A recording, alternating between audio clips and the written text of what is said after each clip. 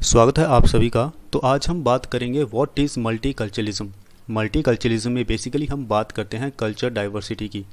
बहुत सारे लोग ऐसे होते हैं जो अलग धर्म को फॉलो करते हैं, अलग संस्कृति को फॉलो करते हैं, लेकिन रहते साथ में हैं। तो ऐसे में हम इसे कहेंगे मल्टीकल्चरलिज्म। अब हम इसकी डेफिनेशन जान लेते हैं तो ज़्यादा क्लैरिटी आएगी। Multiculturalism is the way in which a society deals with culture diversity both at the national and at the community level. अब हम नेशनल लेवल पे मल्टीकल्चरलिज्म कैसे देख सकते हैं, इसका सबसे बेस्ट एग्जाम्पल है हमारा भारत। भारत में बहुत सारे लोग ऐसे हैं जो अलग रेसिस के हैं, अलग एथनिक ग्रुप के हैं, उनकी भाषा अलग है, धर्म अलग है, लेकिन फिर भी सभी भारत में रहते हैं। तो नेशनल लेवल पे हम कह सकते हैं कि हमारा भारत जो है वो मल्टीकल्चरलिज्म को प्रमोट कर रहा है।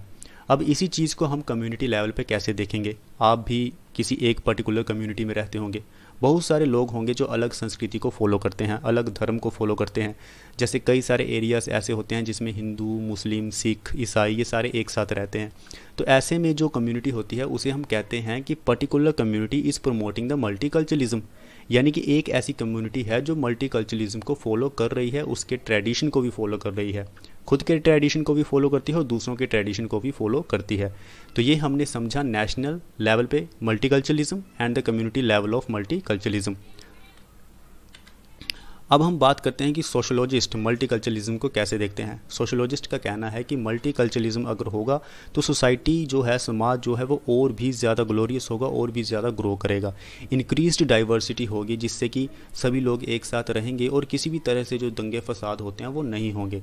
Sociologically multiculturalism assumes that society as a whole benefits from increased diversity through the harmonious coexistence of different cultures.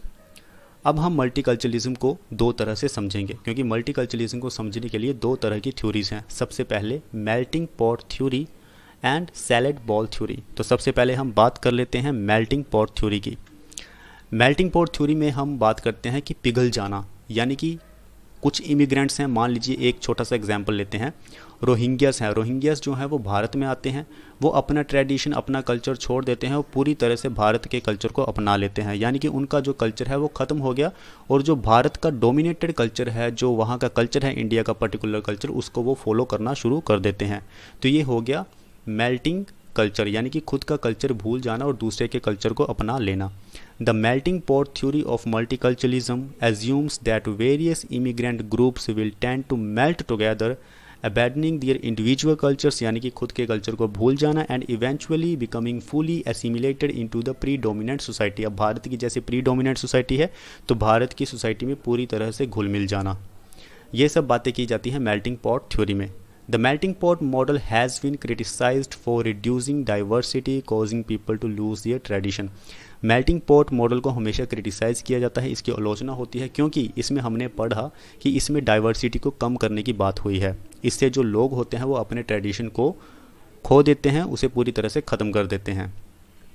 आगे हम बात करते हैं salad ball theory. Salad ball theory में क्या होता है, मान लीजिए रोहिंग्यास हैं, वो भारत में आते हैं, भारत के कल्चर को पूरी तरह से अपना लेते हैं, लेकिन उनका जो म्यांमार का, जैसे कि वो म्यांमार से आए हैं, वो वहाँ के कल्चर को भी नहीं भूलते हैं, उसको भी प्रोटेक्ट करते हैं और उसको भी बनाए रखते हैं। यानी कि खुद के कल्चर को भी अपनाना और दूसरे के कल्चर को भी अपना लेना।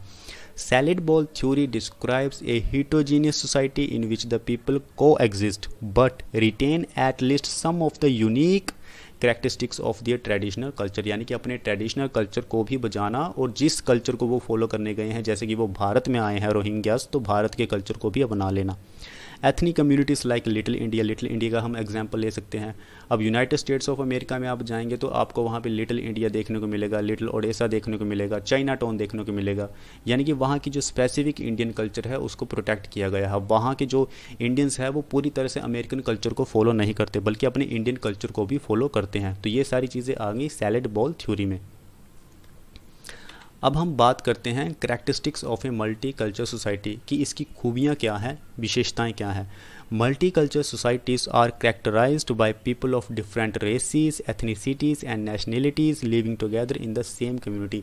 जब एक ही कम्युनिटी में डिफरेंट नेशनैलिटीज़ रहती हैं, एथनिसिटीज़ रहती हैं, डिफरेंट रेसेस रहती हैं, तो इससे जो सोसाइटी है और भी ज़्यादा ग्रो होती है। In multi culture communities people retain, passed on, celebrate, share their unique culture, ways of life, languages, art, traditions and behaviour. Multi culture societies में क्या होता है, कम्युनिटीज़ में क्या होता है कि लोग एक दूसरे के कल्चर को जानते हैं, एक दूसरे के ट्रेडिशन को फॉलो करते हैं, तो ये भी एक बहुत अच्छी बात है मल्टीकल्चर सोसाइटी की। अब हम बात करते हैं कंक्लूज़न की। आखिर क्यों मल्टीकल्चरलिज्म ज़रूरी है आज के टाइम पे। आपको पता है कि अभी जो भी है धर्म के नाम पे, एथनिसिटी के नाम पे दंगे फसाद होते हैं, बुरा माहौल बना हुआ है, तो मल्टीकल्चरलिज्म उसमें एक की रोल प्ले करता है ताकि कल्चर डाइवर्सिटी हो और सभी जो लोग हैं वो डाइवर्सिटी में रहें, को एग्जिस्टेंस में रहें। Multiculturalism is the key to achieving a high degree of culture society. Diversity occurs when people of different races, nationalities, religions, ethnicities and philosophies come together to form a community, जिसे हम पूरी तरह से फिर global village कहते हैं। हमारे भारत में तो ये कॉन्सेप्ट है कि जो भी है पूरा पृथ्वी ही, पूरी धरती ही हमारा परिवार है, तो वो सारी चीज़ें हमें मल्टीकल्चरलिज्म में देखने को मिलती हैं। तो आज के लिए इतना ही, मिलते हैं नेक्स्ट वीडियो में। Thank you.